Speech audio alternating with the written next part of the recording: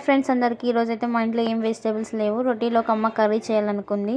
ఇంకా అందుకే ఆ మూడిటితోనే కర్రీ చేద్దామని స్టార్ట్ చేసింది. చూసేద్దామా మనం అమ్మ ఎట్లా చేస్తుందన్నమాట. ఫస్ట్ ఒక గిన్నె పెట్టేసుకొని ఆయిల్ బాగా కాగిన తర్వాత పోపు వేసేసుకొని ఆనియన్, టమాటో, పచ్చిమిర్చి వేసుకొని బాగా ఫ్రై చేయాలన్నమాట. అది ఎట్లా ఫ్రై అవ్వాలంటే వితౌట్ సాల్ట్ కూడా మంచి కలర్ రావాలి. కలరిష్ వచ్చేంత వరకు కూడా ఫ్రై చేసుకోవాలి. తర్వాత కొబ్బరి వేసుకుంటే వేసుకోవచ్చు, లేదంటే లేదు. ఇంకా కొబ్బరి మిక్సీ పట్టేసాను అనమాట నేను. ఈ కలర్ వచ్చేంత వరకు మగ్గనిచ్చిన తర్వాత కొంచెం సాల్ట్ వేసుకొని మనకు సరిపడినంత సాల్ట్ వేసుకోండి. మాకైతే ఇంతే సరిపోతుంది కాబట్టి ఇంతే వేసినాము. చిటికెడు పసుపు వేసుకొని బాగా మిక్స్ చేయాలి. మిక్స్ చేసిన తర్వాత కొంచెం కారం పొడి మీరు వేస్తే వేయచ్చు, లేదంటే స్కిప్ చేసేయచ్చు.